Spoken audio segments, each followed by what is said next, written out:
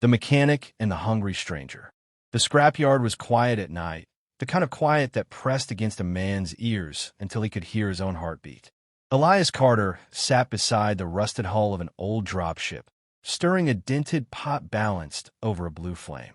The stew was thin, just ration cubes melted with scrap vegetables he'd traded for last week. Still, it was warm, and after another long day, tearing apart broken machines, it would do. He ate in silence, spoons scraping against metal, the way he had for years. Silence was a companion Elias had grown used to. Silence didn't argue, didn't remind him of the war, didn't ask him why he lived among wrecks instead of people. Out here, among the corpses of ships, he could breathe without remembering who he'd lost. But tonight, the silence broke.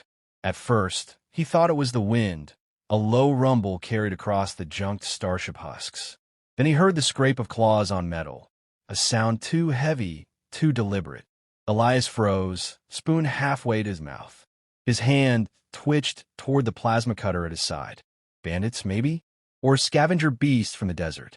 Then he saw it. A massive shape crouched at the edge of the firelight. Scales glimmered faintly, each plate catching the glow of the flames. Wings folded close against its back. A long tail coiled around rusted debris. Eyes, two molten gold lanterns, watched him with unsettling intensity. Elias' breath caught in his throat. A dragon. He'd heard stories, whispered in cantinas, that some had survived the Concord's purge. Most dismissed them as myths. But here, standing in the scrapyard of a forgotten human colony, was proof. A relic of something the galaxy had tried to erase. The creature lowered its head, nostrils flaring at the scent of the stew. And then, to Elias' utter disbelief, it spoke. "May I have leftovers, sir?" The voice was deep but hesitant. Not commanding, not growling, polite, almost meek. Elias blinked, sure exhaustion had finally cracked his mind. A dragon, asking for scraps like a beggar? It made no sense. Dragons were supposed to be ruthless predators, fire and fury incarnate. "You're joking," Elias muttered, gripping his spoon tighter. "You talk, and the first thing out of your mouth is you want dinner." The golden eyes did not waver. The dragon's head dipped lower, almost a bow. "Hungry. Long journey. Smelled food." The last words came haltingly, as though language was a heavy tool, not something natural. Elias could have run. He could have grabbed his cutter and tried to fight, though the thought was laughable. He could have shouted, called the militia, though on this forgotten rock, no one would come. Instead, something in those eyes stopped him. They weren't the eyes of a beast. They were tired, lonely, and starving. With a grunt, Elias set his spoon down and pushed the pot closer to the fire's edge. He ladled out a portion into a battered bowl, then nudged it forward across the dirt. "There. Don't say I never shared." For a moment, the dragon didn't move. Then, with careful grace, it crept forward, claws scraping gently against broken metal. It lowered its snout and sniffed, then extended a long tongue to scoop the stew. Elias half expected it to gag, but instead the creature ate slowly, reverently, as though this thin human stew was a feast. Steam curled around its snout as it exhaled softly between bites. Elias watched, arms crossed, pretending he wasn't shaking inside. He had faced combat once, but that was years ago, with comrades at his side. This was different. He was one man, alone, feeding something the galaxy had tried to wipe out, something that could end him in a heartbeat. Yet the dragon only ate, careful not to spill, careful not to frighten him further. When the bowl was empty, it sat back on its haunches and licked its muzzle clean. Then its gaze lifted, meeting Elias' eyes again. And in that moment, Elias saw it clearly. No hunger for flesh, no feral gleam. Just weariness. Just a soul asking not to be alone. "What in all the stars are you doing here?" Elias asked softly, not sure if he wanted an answer. The dragon's chest rumbled. Not quite a growl, not quite a sigh. When it spoke again, its words were quiet. "Looking for kindness." The scrapyard silence returned then, heavy but different. Elias realized with a strange twist in his chest that for the first time in years, he wasn't alone. The language of machines and scales. The dragon came back the next night. Elias half expected it, half hoped it wouldn't. He'd lain awake long after their first strange meeting, staring at the ceiling of his shack, replaying the words over and over. "May I have leftovers, sir?" Looking for kindness.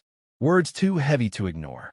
So when the ground trembled faintly and the glow of golden eyes pierced the shadows beyond the firelight again, Elias only sighed. He set the stew pot on the flame and muttered, "You again, huh?" The dragon dipped its head. It didn't step closer until Elias ladled stew into the same battered bowl as before and nudged it forward with the tip of his boot. "The creature, Caliph," it finally said when Elias gruffly demanded a name, ate with the same careful slowness, as though each mouthful was a gift too precious to waste. Over the following nights, a rhythm formed. Elias cooked his thin stew. Caliph appeared, silent until spoken to. They shared the fire. The scrapyard, once a place of only wind and rust, now held the sound of quiet slurps, of deep rumbling breaths, of two lives orbiting each other cautiously. Elias was the first to crack. "You don't strike me as the sort that should be scrounging scraps off a lonely mechanic," he said one evening, watching the firelight dance across Caliph's scales. "Aren't your kind supposed to be, I don't know, kings of the sky, planet burners?" Caliph paused mid-bite. His molten eyes dimmed slightly. "Word," he rumbled.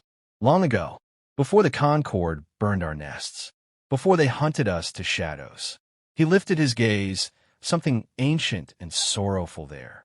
"I am last, or near to last," Elias grunted, though the weight in the dragon's words pulled at him. "Humans know what that's like. Concord never did like what it couldn't control." His spoon scraped the pot, echoing too loudly in the silence. "We fought back once. Nearly broke the galaxy doing it. Now most of us live like me. Out here, scraping by." The dragon studied him with unsettling focus. "You survived," Caliph said softly. "Even broken, you survived." The words made Elias' chest tighten in ways he didn't care to admit. He busied himself with stoking the fire. Surviving isn't the same as living. But Caliph kept coming back. One evening, Elias found the dragon crouched near a gutted freighter hull, staring intently at a half-dismantled engine core. Elias barked, "Careful. One wrong claw in there, and you'll blow half your face off." Caliph tilted his head.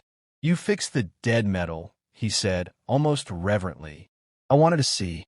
Elias snorted. "Nothing sacred about it. Just bolts, wiring, coolant. Machines break, I fix them. Keeps me alive. Show me." The words hung heavy. Elias frowned. Teaching a dragon? The idea was ridiculous. But something in Caliph's eyes, sharp, eager, almost childlike, made him sigh. "Fine, but if you melt a circuit board with those claws, don't blame me." So he showed him how to twist wires without snapping them, how to reseal a cracked valve, how to calibrate an old coolant system with nothing but patience and a steady hand. Caliph watched with the intensity of a scholar at holy study. His massive claws, to Elias' shock, were precise, careful.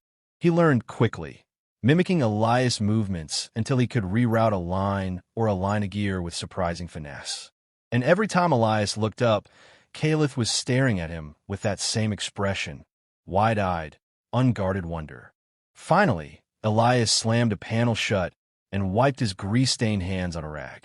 "Why do you look at me like that?" he demanded. Caliph blinked, golden eyes glowing softly in the firelight. His voice, when it came, was low, reverent. "Because when you fix what is broken, the universe feels less cruel." The word struck Elias harder than any plasma round ever had. He opened his mouth to scoff, to push it away with some sharp remark. But nothing came. He only looked at Caliph, at the dragon who ate thin human stew as though it were a banquet, who studied broken machines as though they were miracles. For the first time in years, Elias wondered if maybe, just maybe, he wasn't as alone as he thought. The weight of enemies.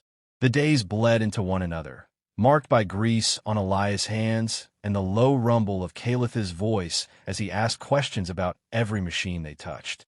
The scrapyard no longer felt like a graveyard. With the dragon at his side, the place almost felt alive. But peace on the edge of the galaxy never lasted. Elias heard the patrol ship before he saw it. A low, unnatural hum cut across the desert sky, too clean to be a trader, too heavy to be a courier. He looked up from the broken freighter hull, squinting into the sun. A sleek Concord cutter descended on thrusters, painted in sterile white and steel, the emblem of the Galactic Concord glaring like a scar on its hull. Caliph froze, wings tensing, golden eyes narrowing. "Hunters," he growled. The cutter landed with precise, military efficiency, dust curling around its landing struts. A hatch hissed open, and 4 armored figures marched down the ramp. Their rifles gleamed with the same manufactured perfection as their ship. The lead officer's voice crackled through a helmet speaker. "Human mechanic, you are in violation of Concord law by harboring an endangered species classified as hostile. You will surrender the creature, known as Caliph, immediately." Elias wiped his hands on his rag, forcing his voice steady. "Don't know what you're talking about. Haven't seen anything hostile around here. Just rust and sand." The officer lifted a datapad, projecting a hologram. Caliph, wings spread, fire curling from his jaws. "Our scanners tracked him here. Do not attempt deception. Hand him over, or we will consider you an accomplice." Beside him, Caliph lowered his head. For the first time since they'd met, his voice carried no hunger, no curiosity, only resignation. "I will go," he whispered. "Better me than your life, Elias." The mechanic's gut twisted. Images of war clawed back to the surface. Friends dragged away. Comrades executed. The Concord grinding humanity under the boot of order. He clenched his fists, staring at Caliph. The dragon looked ready to step forward, to surrender, to end this before it began. Elias spat into the dirt. "No, not this time." He turned, voice sharp, carrying across the scrapyard. "You want him? You'll have to earn it." The Concord officer raised a hand, and the soldiers lifted their rifles. Elias moved first. He slammed a switch hidden behind a pile of scrap. Across the yard, a rigged crane groaned, then collapsed in a storm of metal beams, crashing down between the soldiers and the ship. Sparks lit the air. "Move, Caliph!" Elias barked. The dragon did not hesitate. With a roar that shook rust from the freighter husks, Caliph spread his wings for the first time in years. Flame burst from his jaws, engulfing 2 soldiers and forcing the others to scatter. Elias darted between wrecks, triggering every trap he'd built over years of paranoid solitude. An EMP mine crackled, shorting out a soldier's rifle. A jury-rigged turret spat hot plasma until it overheated, driving another into cover. But the Concord were trained, efficient. They regrouped quickly, advancing behind suppressive fire.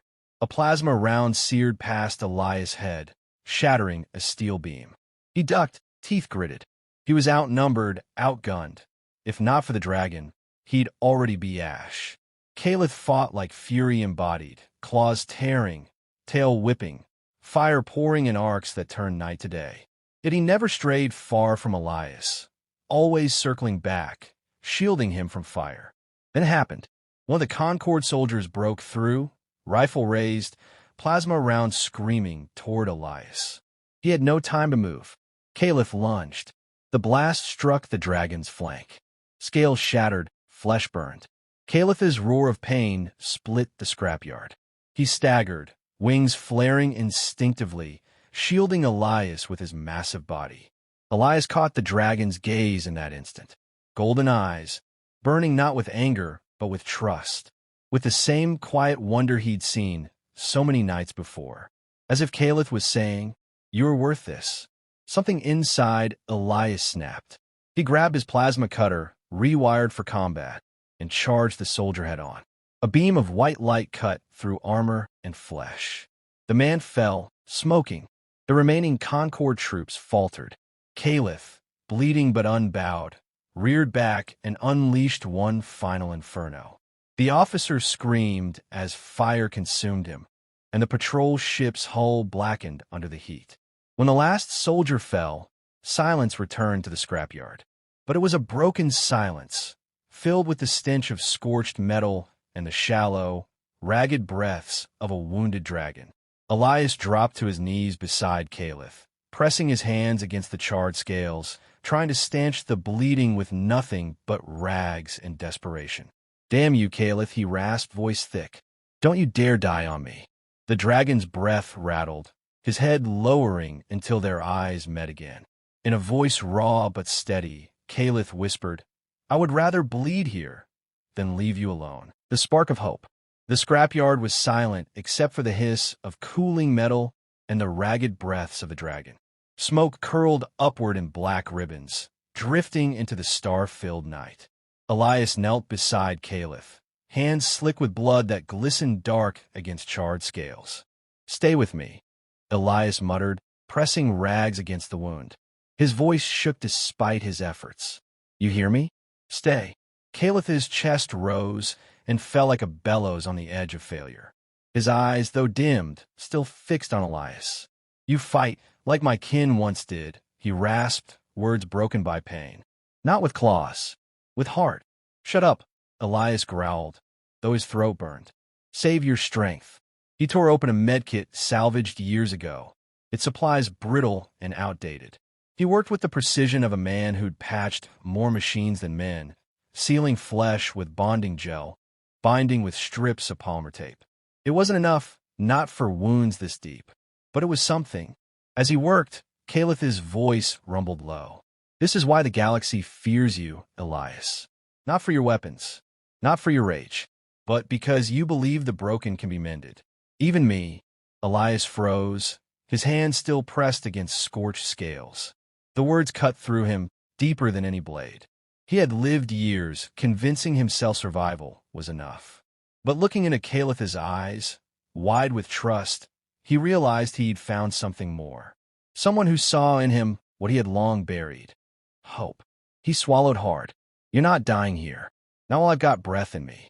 Above them, the Concord patrol ship groaned where fire had blackened its hull. The cutter's systems sparked, engines flickering in half-life. Reinforcements would come, Elias knew it. The Concord never left a patrol unanswered. If they stayed, they'd both be dead by morning. His gaze swept the scrapyard. Wrecks, engines, broken frames. And at the center of it all, a half-gutted freighter he'd spent years stripping for parts. An impossible thought took root. "Caliph," Elias said slowly, tightening the last bandage. "You still got fire in you?" The dragon's lips curled faintly, revealing scorched but sharp teeth. "Always." "Good. Then we got one shot."